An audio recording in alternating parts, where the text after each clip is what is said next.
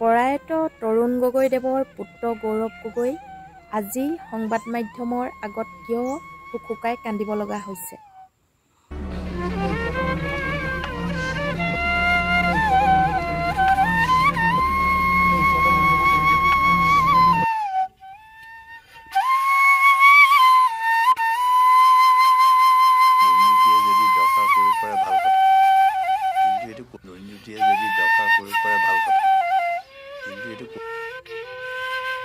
দুৰ্নীতিয়ে যদি দখল কৰিব পাৰে ভাল কথা, কিন্তু এইটো দুৰ্নীতিয়ে যদি দখল কৰিব পাৰে ভাল কথা, কিন্তু এইটো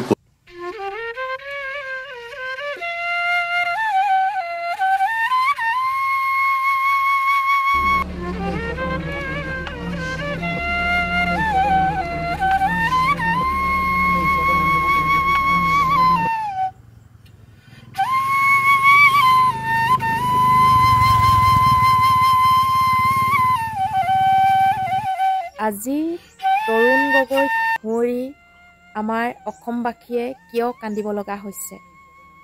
বিজেপি প্ৰৰোচনাত পৰি কা অসমত বলবৎ কৰি কিয় আজি তৰুণ গগৈলৈ মনত পেলাই কান্দিব লগা হৈছে?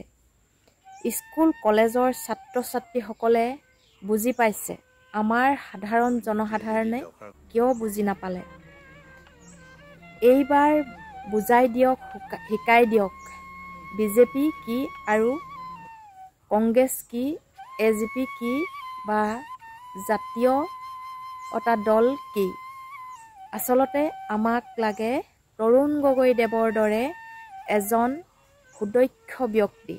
তেওঁ মৃত্যুৰ পাছত এতিয়া সেই অভাৱ পূৰণ কৰিবলৈ সক্ষম হ'ব আমাৰ অসমৰ তৰুণ গগৈ পুত্ৰ গৌৰৱ গগৈ। আচলতে অকল গৌৰৱ গগৈ হ'লেই নহ'ব, গৌৰৱ গগৈৰ লগতো পালি পহৰীয়া যথেষ্ট লাগিব। কাৰণ অকলেই তেওঁ খোজ দিবলৈ হ'লে বহু বাধা বিঘিনি আহিব পাৰে। সেয়েহে তেওঁক লগ দিবলৈ আমাৰ অসমবাসীৰ প্ৰয়োজন। সেয়েহে মই আপোনালোকৰ আগত পুনৰ এই ভিডিঅ'টো প্ৰস্তুত কৰিলোঁ। যদি ভাল লাগে লাইক, কমেণ্ট আৰু শ্বেয়াৰ কৰিব। তৰুণ গগৈদেৱৰ পুত্ৰই আজি তৰুণ গগৈদেৱক সুঁৱৰি কিয় সংবাদ মাধ্যমত হুকহুকাই কান্দিব লগা হৈছে? আপোনালোকে জানেনে কথাটো? এইখন অসমৰ তৰুণ গগৈ পুত্ৰ গৌৰৱ গগৈ। গৌৰৱ গগৈক তৰুণ গগৈদেৱে যি আদৰ্শ শিকালে, মাতৃয়ে যি আদৰ্শ শিকালে, সেই আদৰ্শমতে গৌৰৱ গগৈয়ে অসমৰ কাৰণে, অসমবাসীৰ জনসাধাৰণৰ কাৰণে নিজেই চাকৰি এটা নকৰি জনসাধাৰণৰ আৰ্থে কাম কৰিবলৈ ল'লে। সেই কাম কৰিবলৈ লওঁতেই এতিয়া গৌৰৱ গগৈ বিপদত পৰিছে। কাৰণ গৌৰৱ গগৈক সকলো ব্যক্তিয়ে গতিয়াই গুচি গ'ল, যি নেকি সকলো বিজেপিলৈ গুচি গ'ল। হিমন্ত বিশ্ব শৰ্মাৰ দেৱ তৰুণ গগৈ একেবাৰে গাতে লাগি থকা ছাঁৰ দৰে আছিল। কিন্তু তেওঁ যে বিজেপিত গৈ মুখ্যমন্ত্ৰী হ'ব, সেই কথাটো সপোনতো ভবা নাছিল কোনেও। সেই কথাসমূহ আজি সুঁৱৰিব লগা হৈছে কিয়? কাৰণ গৌৰৱ গগৈৰ দৰে বা তৰুণ গগৈৰ দৰে সুদক্ষ ব্যক্তি হয়তো মুখ্যমন্ত্ৰী হোৱা হ'লে এইখন অসমত কাখন কেতিয়াও বলবৎ নকৰে। সেই কাখনৰ পৰাই হৈছে আমাৰ অসমবাসী অতিকৈ মৰ্মাহত।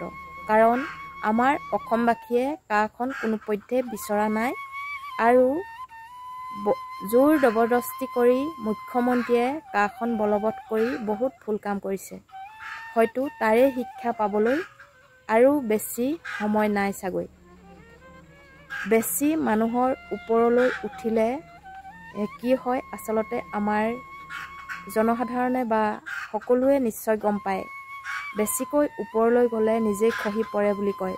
সেয়েহে জনসাধাৰণৰ কথা তিলমানো নামানি মুখ্যমন্ত্ৰী এতিয়া খহিবলৈ গৈ আছে। নাজানো কাখনক লৈ সকলো অসন্তুষ্ট কাৰণে কথাষাৰ ক'বলৈ বাধ্য হৈছোঁ।